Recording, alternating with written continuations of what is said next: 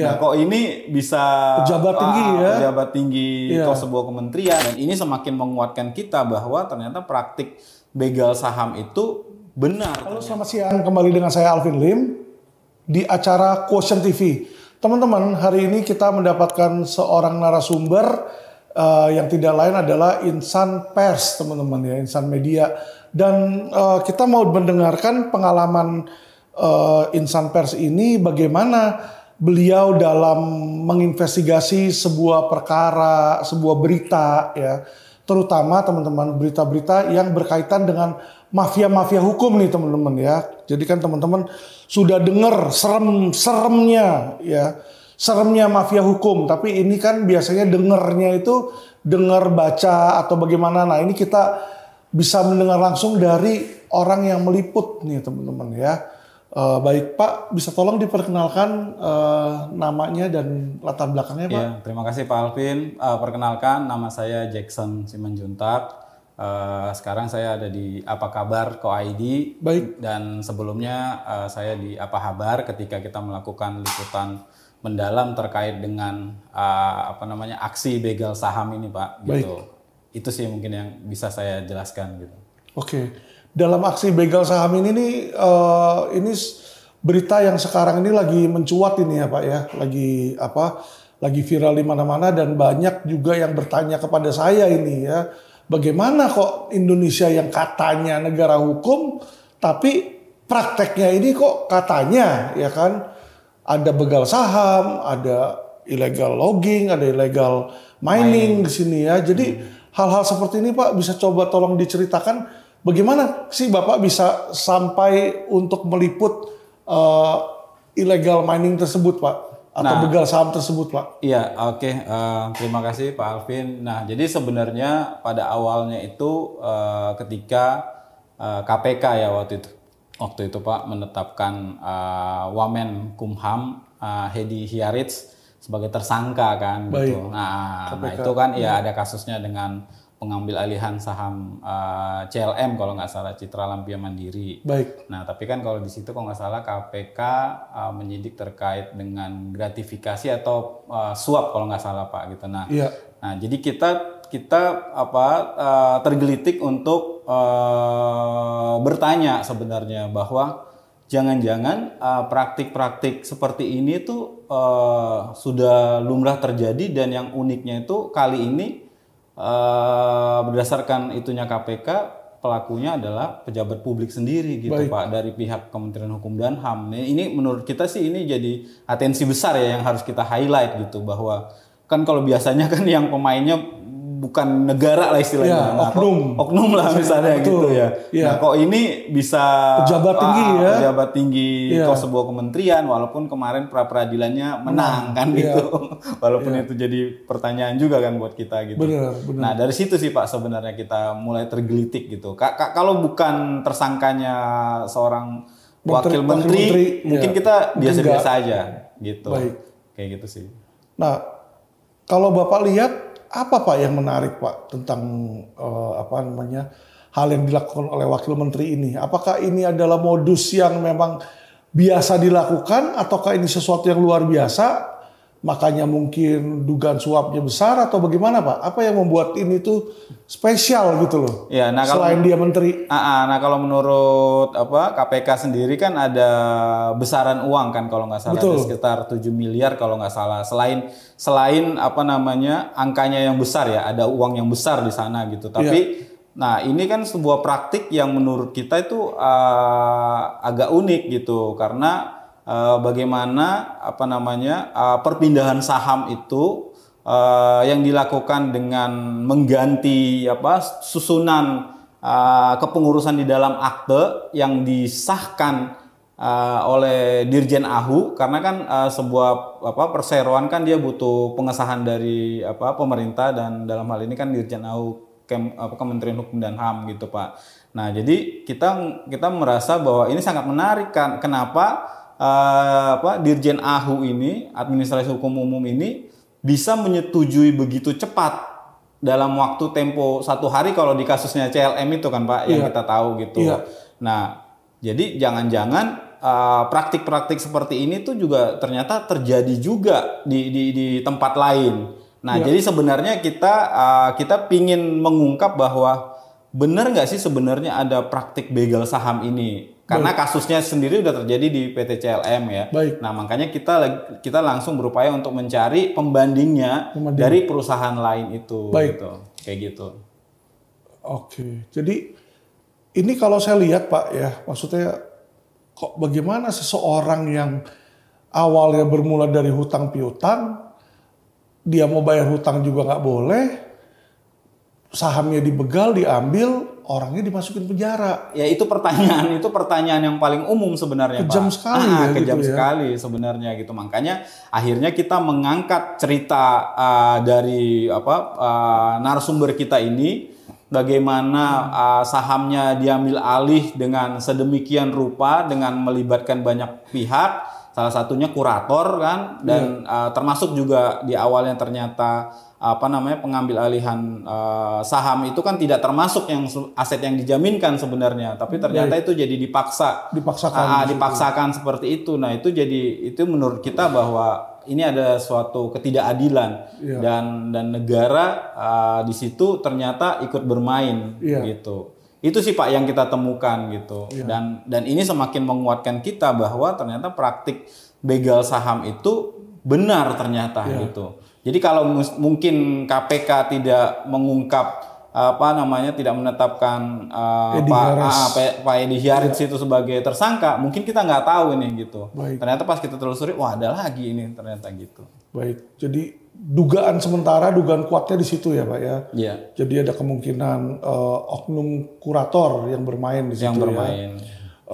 Ya tentu saja mereka kan pasti punya alasan-alasan sendiri, dia merasa mungkin berlindung di balik undang-undang kepailitan maupun proses PKPU, Pak. Iya, di situ. Benar. Nah, itu juga kan setahu saya kan ketika perusahaan dinyatakan valid itu kan juga prosesnya tidak semudah itu kan, Pak. Betul. Jadi ada proses panjang yang harus semuanya kan ditaksir gitu, homologasi, Pak. Ada homologasi juga gitu. Walaupun saya nggak terlalu paham, Pak, tapi maksudnya setahu saya seperti itu gitu. Tidak langsung ujuk-ujuk langsung serta-merta diambil sahamnya gitu. Dipindahkan gitu. Nah, kan kita ngelihat bahwa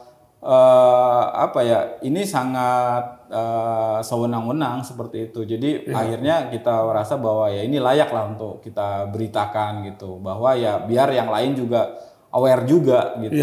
Seperti itu sih. Ya Pak. Ini kan jadi buat masyarakat ya. Maksudnya demi kepentingan umum, biar masyarakat mengetahui ini apa sih kasus-kasus apa sih yang sedang terjadi ya di era keterbukaan informasi publik tentunya ya Pak ya di situ ya Pak. Nah, saya pun di kasus-kasus investasi bodong itu sering Pak kayak begitu Pak. Jadi mereka melakukan pidana, ngambil duit orang, nggak bisa bayar. Nanti tiba-tiba alasannya, oh saya nggak mampu bayar, pilot. Dipakai kepailitan lama, bertahun-tahun. Jadi pidananya nggak jalan Pak di situ Pak. Jadi di situ pun kita melihat ada ya dugaan modus PKPU, modus homologasi, modus kepailitan yang dilakukan oleh perusahaan investasi bodong. Tentu saja melalui oknum-oknum lawyer tertentu juga ya Pak yang membuat supaya kewajiban dari masyarakat itu nggak terpenuhi Pak di situ.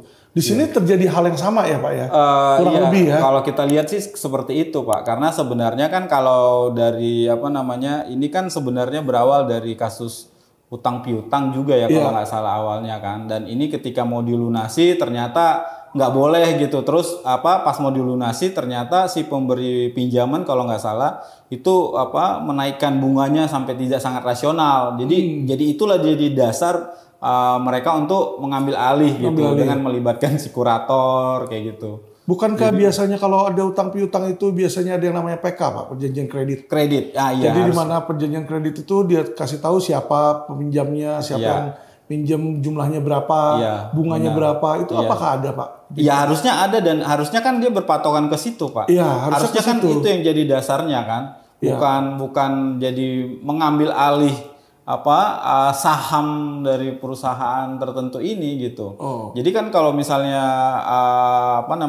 kan selain karena ada perjanjian itu bahwa ya harusnya kedua belah pihak merujuknya ke situ. Tergantung nanti apakah mungkin ada kayak skema pembayaran yang berlanjut misalnya gitu kan. Nah itu ya tergantung kesepakatan dua belah pihak sebenarnya gitu. Nah itu kan harusnya seperti itu kan. Nah kalau yang di kasus ini kalau kita ngelihatnya mungkin agak unik karena mungkin nggak tahu mungkin ada kayak tendensi lain lagi mungkin karena perusahaan itu bergerak di bidang tambang gitu ya dan mungkin asetnya cukup strategis. Nah kita nggak tahu mungkin ada kaitannya ke sana tapi kita agak susah untuk membuktikan itu. Cuman kita hanya menjelaskan bahwa praktek begal saham ini memang terjadi sih. Terjadi nyata ya Pak ya. Nah tadi saya dengar Bapak sebutkan nama-nama orang-orang hebat itu kan. Kayak Edi Hiares yang namanya pejabat Wamenkumham, Sudekson Tandra yang mana adalah ketua salah satu perusahaan organisasi kurator lah. Jadi mereka ini orang-orang berpengaruh Pak ya. Nah berhadapan dengan kasus yang melibatkan orang-orang berpengaruh atau diduga melibatkan orang berpengaruh, pernah ada nggak ancaman terhadap baik Bapak ataupun keluarga ataupun kolega media-media pers yang lain atau biasa-biasa aja gitu Pak? Sejauh ini sih belum Pak ya karena karena langkah-langkah yang kita lakukan sebenarnya merupakan kerja-kerja jurnalistik yang sesuai kaidah gitu. Jadi kita tidak pernah melakukan misalnya pemaksaan atau mengambil informasi tidak sepatutnya kayak gitu. Jadi ya misalnya lepas apakah dia mau menjawab pertanyaan kita misalnya ketika di pra-peradilan kita tanya kita konfirmasi dia nggak mau jawab itu haknya lah gitu. Tapi artinya kita sebagai media itu selalu memberi ruang Pak kepada semua pihak yang terlibat di dalam sebuah kasus perkara yang seperti ini gitu. Baik. Jadi berdasarkan undang-undang pers yang berlaku lah SOP-nya disitulah hak jawab, hak ingkar di situ ya. Jadi diberikan kepada mereka sehingga selama ini dengan Bapak ya baik-baik saja karena nggak ada hal yang dipaksakan yang merugikan mereka lah intinya di situ ya Pak ya. Iya, dan itu juga sebenarnya kan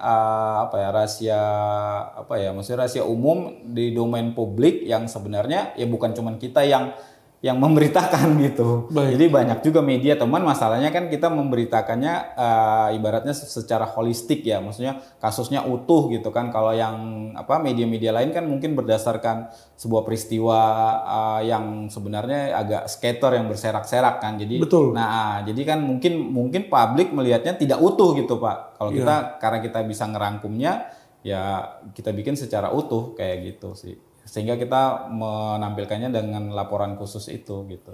Menurut Bapak, apakah ada ketidakadilan atau adanya penyelewengan hukum Pak di dalam kasus ini Pak? Kalau menurut saya ya ada. Dalam kacamata jurnalis kan Bapak sering. Kalau menurut kita sih ada. Kan harusnya sebuah penyelesaian kan mengikuti kaidah-kaidah yang normal kan gitu. Termasuk juga dengan jaminan gitu kan. Biasanya kan yang dijaminkan adalah aset gitu kan. Ternyata di kasus ini mintanya saham juga gitu kan. Nah itu yang jadi buat kita kok jadi saham ikut artinya kan secara tidak langsung kan ada pihak yang pingin mengambil alih secara keseluruhan sebenarnya. Nah, walaupun jadi pertanyaan kita ada apa? Kenapa pihak lain itu tertarik dengan dengan perusahaan ini gitu. Kayak gitu sih, Pak. Baik, menarik ya. Tentu saja mereka tertarik dengan perusahaan ini karena ada uangnya, Pak. Iya, itu udah pasti. Jadi ada sesuatu yang mereka bisa ambil menguntungkan mereka. Kalau nggak menguntungkan pasti mafia-mafia itu udah kabur Pak dari kapan-kapan Pak di situ kalau saya lihat ya. Begal saham ini Pak, kalau Bapak lihat narasumbernya Bapak wawancara mereka real ya Pak ya? Iya real semua, bahkan sampai DPR juga kan kita ituin. Cuman masalahnya di situ kan kelihatan sekali tendensinya mereka. Bahwa mereka tidak terbuka, bahkan ketika kita mengkonfirmasi kayak ke Menkumham, justru Menkumham menonjolkan bahwa ya ada loh ajas praduga tidak bersalah gitu, ya kan? Malah nakut-nakutin. Jadi bukannya mendorong bahwa ya udah kalau KPK punya buktinya maju aja, gitu kan? Jadi justru kayak kita melihatnya sebagai umum. kayak ada yang nggak plong lah sebenarnya si menteri ini wamennya jadi tersangka kayak gitu-gitu sih. Termasuk juga ada beberapa juga kan, ada anggota DPR juga yang hampir posisinya sama di situ gitu. Iya. Sikap-sikap yang korup ini kalau Bapak lihat kan sudah masuk bukan hanya ke ranah publik ya Pak ya, ranah pejabat pemerintah. Jadi pemerintah kan kayak Edi Hiares itu kan diduga menerima suap kan di situ kan. Tapi terlebih dia diduga menerima suap untuk mengambil saham orang di situ. Dalam hal ketika mengambil saham orang berarti sudah ada tindakan korup lagi yang dilakukan dengan korbannya itu masyarakat Pak. Iya. Ya kan jadi kasar ngomong hak milik masyarakat tuh dikorup, diambil, dicuri di situ ya Pak ya. Jadi inilah yang saya melihat mulai menyebar, di mana kalau dibiarkan, ini negara mau jadi apa Pak? Pejabatnya korup, pemerintahannya korup di situ, aparat penegak hukumnya korup, bahkan masyarakatnya kerjanya tiap hari ditipu, dicuri. Ya tentu saja kalau yang kayak begitu kan tidak akan ada kenyamanan dan ketentraman Pak di situ ya. Oke teman-teman pemirsa sekalian, juga kepada pihak-pihak yang namanya tadi ada disebut ya, baik pihak kurator maupun pihak pejabat-pejabat maupun pihak dari shareholder ataupun direksi-direksi atau oknum-oknum yang mungkin merasa ceritanya tidak menampilkan cover both side, silakan Quotient TV juga mengundang teman-teman ya, mengundang pihak-pihak terkait tadi yang namanya disebut jika mau untuk hadir dan memberikan cover both side ya. Jadi kita tidak menutup kemungkinan dan tidak bersifat untuk menjelekkan atau bagaimana. Kita mau mencari nih kepentingan umum nih, demi kepentingan umum, kebenaran publiknya, kebenaran materialnya ya. Jadi silakan datang ke Quotient TV di sini, bisa hubungi kami, bisa telepon ke Quotient TV ataupun datang ke kantor LQ manapun ya kan, mintakan jadwal untuk podcast. Nanti kami akan dengan senang hati membuka ruang sebesar-besarnya kepada pihak manapun yang mau memberikan informasi atau klarifikasi lebih lanjut. Terima kasih teman-teman, semoga konten ini berguna. Bagi yang belum subscribe, silakan di subscribe ya. Oke, salam cerdas hukum.